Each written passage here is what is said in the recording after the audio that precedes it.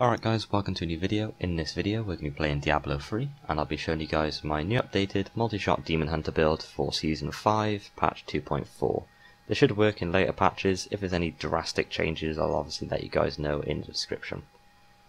I got a lot of comments in my last video and some people private messaged me just asking, can you update this for Season 5? Because there has been a lot of changes to the build and a lot of buffs to the build in general.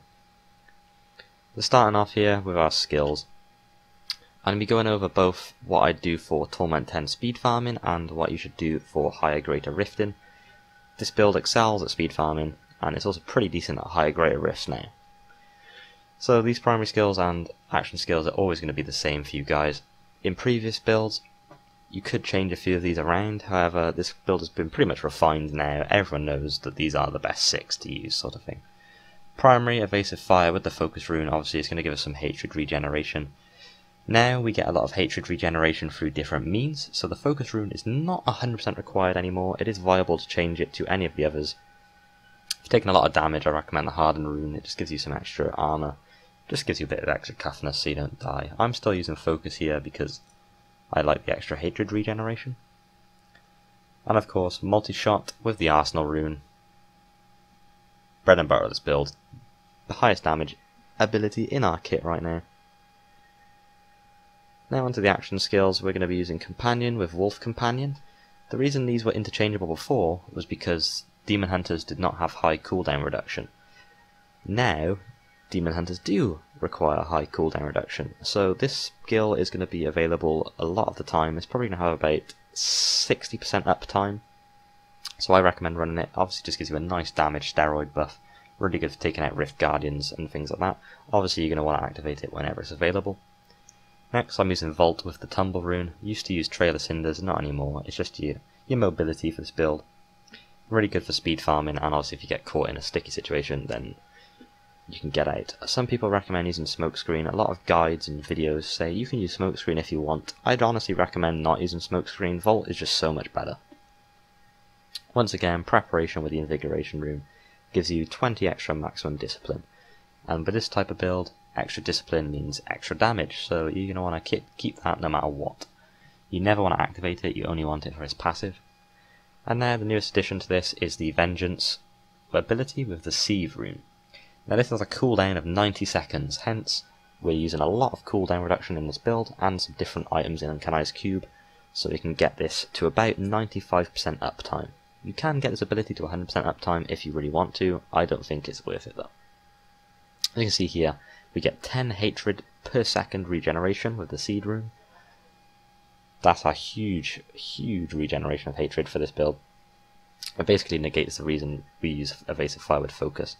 So Vengeance itself gives us a 40% damage increase, and with essentially 100% uptime we're just basically walking around the map with 40% increased damage, which is huge, and obviously it gives you a bit of damage in itself, the ability on its own. So that's it for the main skills. Onto the passive skills. These are what I'd recommend for Torment 10 or below speed farming. I'm using 2 damage abilities and 2 utility abilities here. So I'm using Ambush. You deal 40% additional damage to enemies above 75% health. You're going to one-shot pretty much everything in Torment 10 with this, just because the first shot you do to them is going to do so much damage. Ballistics. This is the one I'd recommend no matter what. Really synergizes well with Multishot Arsenal. Just does tons of damage. And now for the mobility, I'm using Tactical Advantage. Whenever I vault, I get a 60% movement speed steroid. Just really great. Along with Hot Pursuit, whenever I hit an enemy, 20% movement speed steroid. If you aren't fully completing this build, for example, if you don't have quite high enough damage to easily take out enemies, or if you're just doing high greater rifts, switch them out for Thrill of the Hunt and Cull the Weak. Wherever that is. Thrill of the Hunt basically means your Multishot will slow enemies, and Cull the Weak means all damage against slowed enemies is increased by 20%, so you're going to be getting a 20% damage increase, as well as some nice utility. They won't be able to reach you because you're slowing them so much, so this build is a lot safer. This also obviously helps a lot with our legendary gems, with Bane of the Trap, and as well as that, you can also switch this out for other things if you really want to. You can switch out Ambush for awareness if you're playing solo and you're taking too much damage. Awareness is also what I'd recommend putting in your Hellfire Amulet if you have one for a 5th passive. Now onto the actual items ourselves. First I'm going to cover out our Paragon. In terms of the core, I go up to the movement speed cap in movement speed first. I have 12% movement speed on my boots, so I'm only going to 13% here. Maximum hatred is useless, vitality is basically useless as well, so I just dump everything into dexterity here. In offense, you want to get cooldown reduction to the cap 10% as soon as you can. It's really essential in this build. Then you go crit damage, crit chance, attack speed. In defense, really up to you. I go life, resist all, armor, life regen. Utility, used to go resource cost reduction a lot, don't need that at all anymore. Area damage, resource reduction, life on hit, gold find. Okay, let's get onto our items. Literally nothing has changed here at all. Same as before, Yang's Recurve, got Dead Man's Legacy, full Unhallowed Essence set, the head, shoulders, grease, body, legs and feet. Focus and Restraint as the rings. I'm using Ouroboros as my necklace. You can use any necklace that has a socket in it. Wraps of Clarity again, just for the nice fire damage and the damage reduction. And lastly the belt. Here's where the build has changed. Hunter's Wrath was basically undoubtedly the best in slot for the belt last patch. Now the Witching Hour is also just as viable. There's very little difference in terms of damage between them. I'm using Hunter's Wrath because it has better rolls on it than my Witching Hour. If you guys get a Witching Hour that has good rolls, use that instead. I'm going to show you guys exactly what you want rolled on your items mainly. Starting with the weapon. Main thing you want here is the secondary stat plus 12 maximum discipline. Any item you can roll max discipline on you want to do in this build because it just gives you so much damage increase. Then obviously dexterity, resource cost reduction, fire damage is also good. In terms of what gems you want to put in it, an emerald, no doubt about it, 100%, 150% excuse me, critical hit damage is a huge boon. For your quiver, Dead Man's Legacy, obviously it comes with the secondary stat Multishot hits twice below a certain health. You can roll max discipline on it, and there is a primary stat that you want. Sometimes Dead Man Legacy does not come with it. Increases multi-shot damage by up to 100%, which is huge. That is massive. Originally my Dead Man's Legacy did not have that on it, and I suffered a massive damage decrease in itself. So if you don't get that rolled on it, you're going to have to actually reforge the item in Kanai's Cube, unfortunately. Focus and Restraint, both of them you want to get dex, crit damage, crit chance.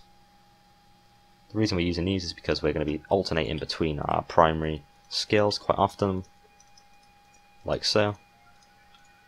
And we're just basically going to be constantly proccing both of them for huge damage increases. Next onto our necklace, you can use anyone with a socket, as I said before, crit damage, crit chance, dexterity once again. Onto our braces here. Wraps of Clarity. Fire skill damage is most important, crit hit chance is second most, and then dexterity. I've used an armor, you can use whatever you like there, doesn't matter. Obviously on Witching Hour, get crit.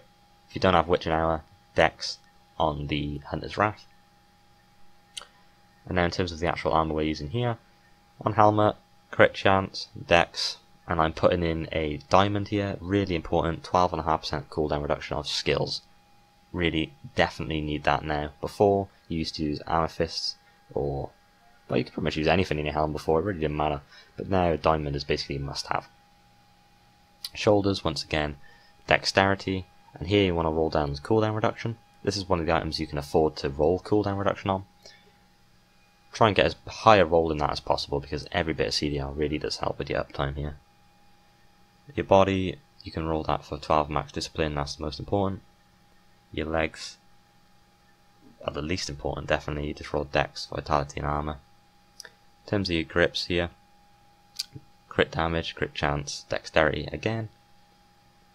Obviously you want emeralds in both your armor pieces here for the dexterity bonus as well. And for the boots, multi-shot damage is really nice. You can go cooldown reduction as well. I'm rolling movement speed here because I wanted to save Paragon points in my Paragon. You can just roll that for whatever you like. If you have armor there, it's fine. If you have movement speed there, it's fine as well. It's really up to you. And obviously just dexterity, vitality, once again, most useful there. Now in terms of the gems we're going to be using, there's 3 that I recommend for speed farming, and there's 3 that I recommend for higher greater rifting. For speed farming, I recommend the Stone of Vengeance, just gives you huge damage at longer distances. Bane of the Powerful just gives you a static damage bonus when you kill an elite. It's just nice because you don't have to bother like stacking it up or anything, it's just flat damage. And lastly, Boon of the Hoarder just gives an explosion of gold upon killing an enemy. And when you pick up that gold, you get a nice movement speed. So this just gives us like huge utility in the dungeons. It makes us just run extremely quick through the dungeons so you can clear them with a lot of speed. Once we go into our Canonized Cube, I'll show you an item that synergizes really well with Boon of the Hoarder. So you can pick up progression orbs and money from miles away, so you don't have to go back to enemies you've killed, and it just picks it up for you automatically. If you're not speed farming, if you're going into higher greater risk, Stone of Vengeance again, excuse me, Bane of the Stricken, because this build does struggle with killing rift bosses. This just gives us a nice damage increase against rift bosses, and it stacks over time, so as the fight goes on we're doing more and more damage. And of course, Bane of the Trapped, probably the best gem in the game, 33% damage increase against slowed enemies.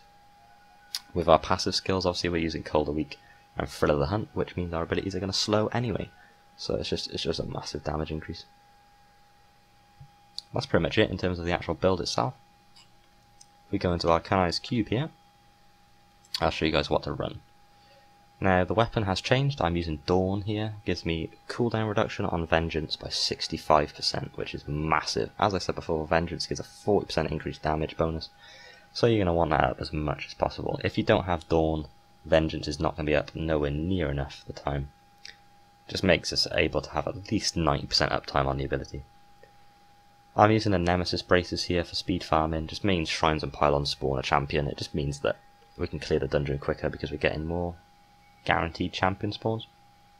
And lastly, as I said before, Avarice Band.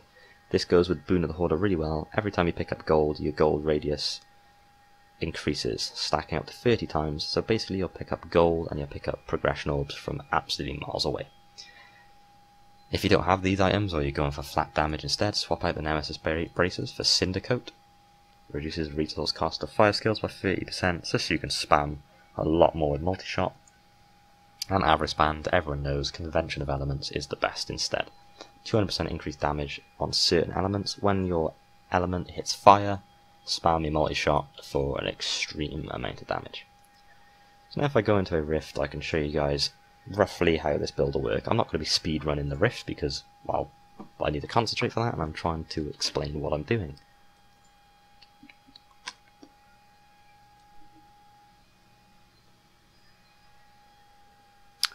So if you go in here and not die by killing these little fuckers. Okay, so basically what you want to do, the second you enter combat, 4 for Vengeance, 1 for your Wolf Companion, just gives you your damage buffs. Use shift click to proc your evasive fire, and just right click to spam your multi-shot. You can see my hatred regeneration is so high I can just spam for days and just kill shit off screen. And that is literally it. That is this build, in a nutshell. You can see enemies are dying, gold is popping, or it would be if I actually socketed my gems.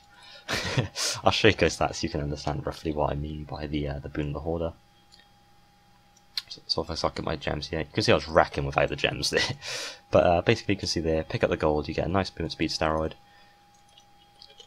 Whenever you evade a Vengeance and your companion is available, make sure you activate it.